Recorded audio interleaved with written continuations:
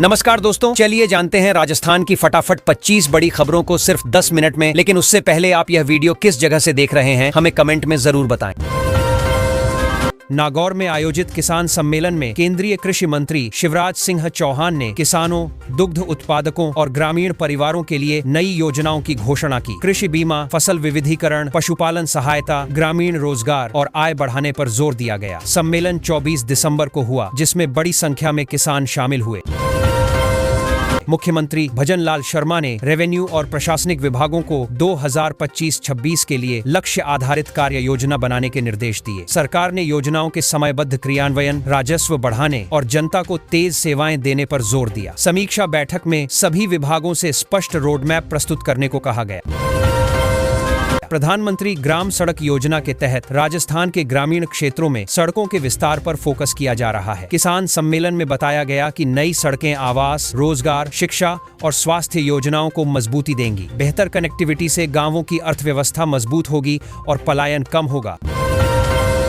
राजस्थान में Juniper green energy का 60 megawatt our battery energy storage system project commission किया गया। यह परियोजना सौर और पवन ऊर्जा को स्थिर सप्लाई देने में मदद करेगी। 25 दिसंबर को आए अपडेट के अनुसार इससे ग्रिड की विश्वसनीयता और ऊर्जा सुरक्षा बढ़ेगी।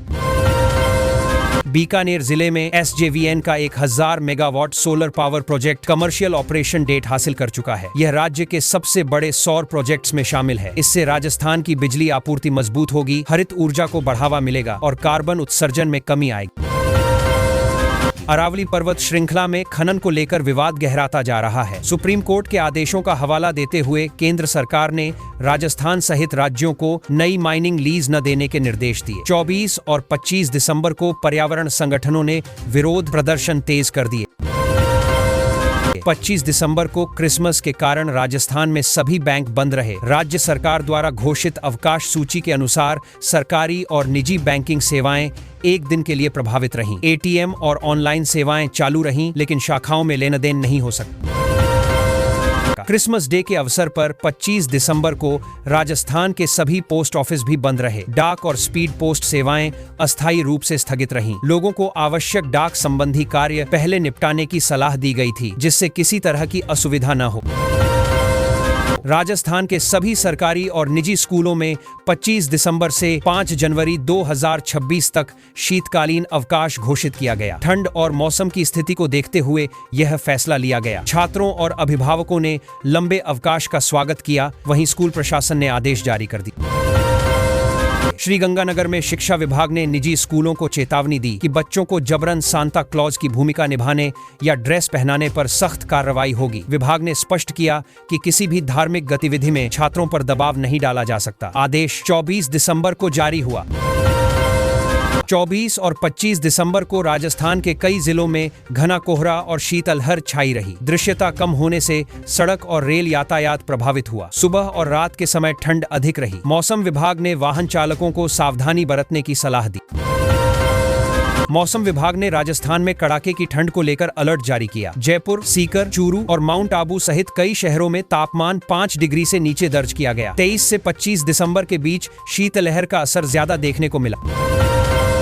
राजस्थान में 2019 से 2025 के बीच आकाशीय बिजली गिरने की घटनाओं में लगभग 400% की बढ़ोतरी दर्ज की गई है। कई नए लाइटनिंग हॉटस्पॉट सामने आए हैं। विशेषज्ञों ने इसे जलवायु परिवर्तन और बदलते मौसम पैटर्न का परिणाम बताया है। 25 दिसंबर को भी राजस्थान में ठंड और कोहरे का असर बना रहा। हालांकि मौसम विभाग ने किसी भी जिले में बारिश की संभावना नहीं जताई। लोग अलाव, हीटर और गर्म कपड़ों का सहारा लेते दिखे। खासतौर पर सुबह के समय ठंड ज्यादा महसूस की गई। राज्य भर में ईसाई समुदाय ने 25 दिसंबर को शांतिपूर्ण तरीके से क्रिसमस का पर्व मनाया। जयपुर, अजमेर, जोधपुर और उदयपुर के चर्चों में विशेष प्रार्थनाएं आयोजित की गईं। सुरक्षा के पुख्ता इंतजाम रहे और किसी अप्रिय घटना की सूचना नहीं मिली। राजस्थान रॉयल्स के तेज गेंदबाज जोफ्रा आर्चर साइड स्ट्रेन की वजह से एशेज 2025 सीरीज के शेष मैचों से बाहर हो गए। ये खबर 24 दिसंबर दोपहर सामने आई। उनकी चोट से टीम मैनेजमेंट और क्रिकेट प्रशंसकों को बड़ा झटका लगा है। नए साल के मौके पर यात्रियों की बढ़ती भीड़ को देखते हुए रेलवे ने जयपुर से 3 स्पेशल ट्रेनों की घोषणा की है। ये ट्रेनें दिल्ली, मुंबई और अन्य प्रमुख शहरों के लिए चलाई जाएंगी। रेलवे प्रशासन ने यात्रियों से समय पर बुकिंग कराने की अपील की। खाटू श्याम जी मंदिर 19 घंटे तक बंद रहने के बाद शाम 5 बजे श्रद्धालुओं के लिए फिर खोल दिया गया। व्यवस्थाओं और भीड़ नियंत्रण के कारण अस्थायी रोक लगाई गई थी। गेट खुलते ही दर्शन के लिए भक्तों की लंबी कतारें देखने को मिली। राजस्थान के 3 जिलों में कलेक्टर कार्यालयों को बम से उड़ाने की धमकी मिलने से हड़कंप मच गया। सूचना के बाद पुलिस और सुरक्षा एजेंसियों ने सघन तलाशी अभियान चलाया। जांच में धमकी अफवाह निकली, लेकिन सुरक्षा व्यवस्था को और सख्त कर दिया गया। अलवर जिले में डिजिटल अरेस्ट फ्रॉड का मामला सामने आया, जहां बुजुर्ग महिला से 1.25 करोड़ रुपए ठग लिए गए। ठगों ने खुद को ईडी और सीबीआई अधिकारी बताकर डराया। घटना 24 दिसंबर को सामने आई। पुलिस ने केस दर्ज कर जांच शुरू की। अजमेर में ऑनलाइन गेमिंग के नाम पर नाबालिग से ठगी का मामला दर्ज किया गया। गेम में जीत का लालच देकर ठगों ने उसकी मां के बैंक खाते से लाखों रुपए निकाल लिए। पुलिस ने साइबर सेल की मदद से तकनीकी जांच शुरू कर दी है। सीकर जिले में एक स्कूल में शिक्षक की डांट से आहत होकर 9वीं कक्षा के छात्र ने आत्महत्या कर ली। घटना 24 दिसंबर की है। मामले के बाद शिक्षा विभाग और पुलिस ने जांच शुरू की तथा स्कूल प्रबंधन से जवाब मांगा गया है। भारत माता एक्सप्रेसवे पर ट्रक और ट्रेलर की भीषण टक्कर हो गई। हादसे में ट्रक चालक की जिंदा जलकर मौत हो गई, जिससे 5 किलोमीटर लंबा जाम लग गया। राहत और बचाव कार्य में समय लगा और यातायात व्यवस्था काफी देर तक प्रभावित रही। राजस्थान पुलिस कांस्टेबल भर्ती के तहत कुछ जिलों में पेट और पीएमटी के बाद फाइनल रिजल्ट जारी किए गए हैं। चयनित अभ्यर्थियों के लिए मेडिकल वेरिफिकेशन प्रक्रिया शुरू हो गई है। उम्मीदवारों को आधिकारिक वेबसाइट पर नियमित अपडेट देखने की सलाह दी गई है। किसान सम्मेलन में केंद्रीय कृषि मंत्री शिवराज सिंह चौहान ने किसानों को बड़ी सौगात दी। उन्होंने सिंचाई, बीज, खाद और फसल बीमा से जुड़ी योजनाओं के तहत राजस्थान के किसानों के लिए करीब 3,200 करोड़ रुपए की विभिन्न परियोजनाओं और सहायता पैकेज की घोषणा की, जिससे कृषि क्षेत्र को मजबूती मिलने की उम्मीद है। राजस्थान सरकार ने चिकित्सा विभाग में लंबे समय से खाली पड़े पदों को भरने की प्रक्रिया तेज कर दी है। प्रदेश भर में डॉक्टर, नर्सिंग स्टाफ और तकनीकी कर्मियों के लगभग 15,000 पदों पर भर्ती की जाएगी। स्वास्थ्य सेवाओं को सुधारने के लिए यह कदम अहम माना जा रहा है।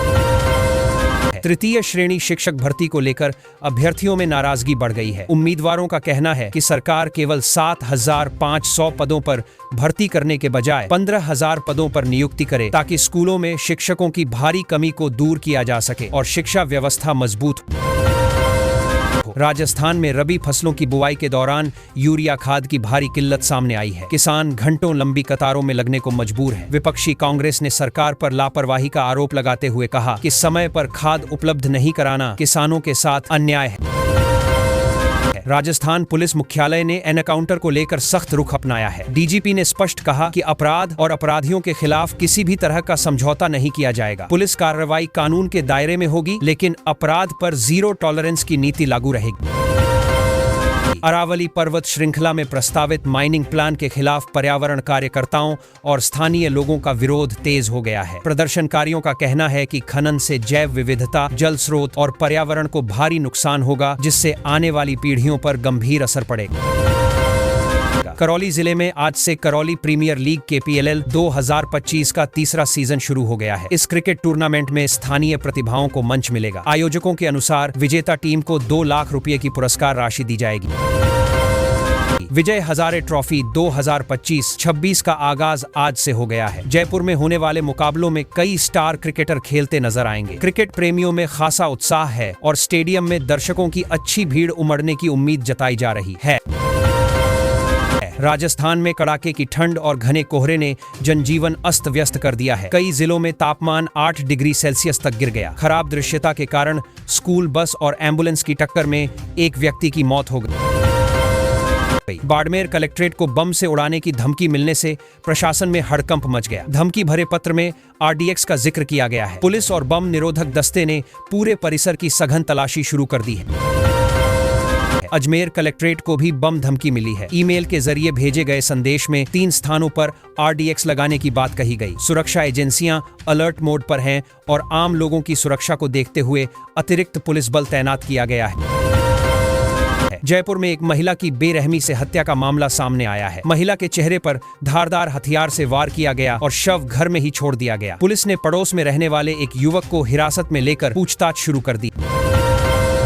है। राजस्थान माध्यमिक शिक्षा बोर्ड ने सत्र 2025-26 के लिए कक्षा 9 और 11 की परीक्षा तिथियां घोषित कर दी हैं। बोर्ड के अनुसार परीक्षाएं निर्धारित समय पर आयोजित होंगी। इससे छात्रों को समय रहते तैयारी का मौका मिलेगा और स्कूलों को परीक्षा प्रबंधन में सहूलियत होगी। जयपुर के महात्मा गांधी अस्पताल में ultra advance burn care unit शुरू की जाएगी। इस यूनिट में अत्याधुनिक मशीनें और विशेषज्ञ डॉक्टर उपलब्ध होंगे। गंभीर रूप से झुलसे मरीजों को बेहतर इलाज मिलेगा और उन्हें बाहर के बड़े अस्पतालों में रेफर करने की जरूरत कम होगी। जयपुर में पहली बार आर्मी डे परेड का आयोजन किया जाएगा। इस ऐतिहासिक अवसर पर सेना के शौर्य और पराक्रम का भव्य प्रदर्शन होगा। परेड में अपाचे और प्रचंड हेलीकॉप्टरों की ताकत दिखाई जाएगी, जिससे आम लोग भारतीय सेना की आधुनिक क्षमता को करीब से देख सकेंगे। राजस्थान में ठंड और घने कोहरे का असर हवाई यातायात पर साफ दिखाई दिया। जयपुर सहित कई शहरों की फ्लाइट्स रद्द करनी पड़ी, जबकि कुछ उड़ानों को दूसरे शहरों में डायवर्ट किया गया। यात्रियों को देरी और असुविधा का सामना करना पड़ा। जयपुर में हाथियों की सर्दियों में विशेष देखभाल की जाती है। उन्हें बाजरे की खिचड़ी और च्यवनप्राश खिलाया जाता है। ठंड से बचाने के लिए नूरानी तेल से मालिश कराई जाती है, जिससे हाथी स्वस्थ रहें और सर्द मौसम का असर उन पर न पड़े। कांग्रेस पार्टी ने केंद्र सरकार के खिलाफ 26 दिसंबर को जयपुर में बड़े प्रदर्शन का ऐलान किया है। पार्टी नेताओं के अनुसार यह प्रदर्शन महंगाई, बेरोजगारी और किसानों से जुड़े मुद्दों को लेकर किया जाएगा। बड़ी संख्या में कार्यकर्ताओं के शामिल होने की संभावना जताई जा रही है। एक बाघिन को सुरक्षित स्थान पर पहुंचाने के लिए हेलीकॉप्टर के जरिए करीब 600 किलोमीटर का सफर कराया गया। वन विभाग ने यह कदम बाघिन और इंसानी आबादी की सुरक्षा को ध्यान में रखते हुए उठाया। यह अभियान अपनी अनोखी योजना के कारण चर्चा में रहा। अजमेर शरीफ दरगाह पर प्रधानमंत्री कार्यालय की ओर से चादर चढ़ाने को रोकने की मांग वाली याचिका पर सुप्रीम कोर्ट ने तत्काल सुनवाई से इनकार कर दिया। अदालत ने कहा कि यह मामला तत्काल संवैधानिक हस्तक्षेप की श्रेणी में नहीं आता। राज्य सरकार ने जमीन के दस्तावेजों में भूमिहार शब्द के स्थान पर नई जाति दर्ज करने के निर्देश दिए हैं। डिप्टी सीएम के आदेश के बाद राजस्व विभाग में हलचल मच गई है। इस फैसले का असर राज्य भर के भूमि रिकॉर्ड में बदलाव के रूप में दिखेगा। एक कार्यक्रम के दौरान छात्राओं द्वारा दिए गए बयान के बाद टीना डाबी को लेकर विवाद खड़ा हो गया। मामले के तूल पकड़ने पर संबंधित एसपी ने सार्वजनिक रूप से माफी मांगी। प्रशासन ने स्पष्ट किया कि किसी भी अधिकारी के सम्मान से समझौता नहीं किया जाएगा। टीएमसी विधायक जाकिर हुसैन ने गीता और कुरान में 85% समानता होने का दावा किया है। उन्होंने बंगाल में कृष्ण मंदिर बनाने की बात भी कही। उनके इस बयान के बाद राजनीतिक और धार्मिक हलकों में तीखी बहस शुरू हो गई है। राजस्थान में वन रक्षक भर्ती परीक्षा 2020 के पेपर लीक मामले में पुलिस ने बड़ी कार्रवाई की है। एक वन रक्षक और जेडीए के लेखाकार को गिरफ्तार किया गया है। जांच एजेंसियां पूरे नेटवर्क की कड़ियों को जोड़ने में जुटी हुई हैं। अरावली पर्वतमाला को लेकर राजस्थान में विवाद गहराता जा रहा है। विधायक भाटी ने प्रधानमंत्री को पत्र लिखकर राज्य की 90% पहाड़ियों पर खतरे की बात कही है। उन्होंने पर्यावरण संरक्षण के लिए केंद्र सरकार से तुरंत हस्तक्षेप की मांग की है। मौसम विभाग ने 23 से 26 दिसंबर के बीच कई राज्यों में भारी बारिश और बर्फबारी का अलर्ट जारी किया है। इस दौरान ठंड और बढ़ने की संभावना है। पहाड़ी इलाकों में बर्फबारी से जनजीवन प्रभावित हो सकता है। वन्य जीव संरक्षण कानून के तहत मोर शिकार मामले में पुलिस ने 3 लोगों को गिरफ्तार किया है। आरोप है कि कांग्रेस नेता भी इस घटना में शामिल था। मांस पकाते समय गिरफ्तारी के बाद मामले ने राजनीतिक रंग ले लिया है। राजस्थान के कई जिलों में घना कोहरा छाया रहा, जिससे सड़क और रेल यातायात प्रभावित हुआ। तापमान में उतार चढ़ाव दर्ज किया गया। मौसम विभाग ने आने वाले दिनों में भी ठंड और कोहरे के बने रहने की संभावना जताई है। मौसम विभाग के अनुसार 23 दिसंबर को राजस्थान के कई हिस्सों में घना कोहरा और शीतलहर का असर देखने को मिलेगा। सुबह और रात के समय ठंड अधिक रहेगी। लोगों को सावधानी बरतने और अनावश्यक यात्रा से बचने की सलाह दी गई है। राजस्थान के एक गांव में पंचायत ने बहुओं और बेटियों के स्मार्टफोन इस्तेमाल पर रोक लगाने का फरमान जारी किया है। इस फैसले के बाद सामाजिक स्तर पर विरोध शुरू हो गया है। प्रशासन ने मामले की जांच शुरू कर दी है। राजस्थान में एक भाजपा विधायक ने अपनी ही सरकार को चेतावनी देते हुए कहा है कि यदि उनकी मांगें पूरी नहीं हुई तो वे आंदोलन करेंगे। इस बयान से सत्ताधारी पार्टी के भीतर असहज स्थिति पैदा हो गई है। फ्रॉड मामले में राजस्थान से 3 पुलिसकर्मियों को निलंबित किया गया है। जांच के दौरान उनके पास से लाखों रुपए बरामद किए गए हैं। आरोप है कि वे ठगी के नेटवर्क में शामिल थे और मामले की विस्तृत जांच जारी है। है। राजस्थान मुख्यमंत्री किसान सम्मान योजना से जुड़े किसानों के लिए राहत की खबर है। इसी महीने योजना की 5वीं किस्त जारी होने वाली है। सरकार ने किसानों से कहा है कि वे अपने बैंक खाते, आधार और भूमि रिकॉर्ड की जानकारी समय रहते अपडेट कर लें ताकि पैसे आने में कोई रुकावट न हो। गुरुजी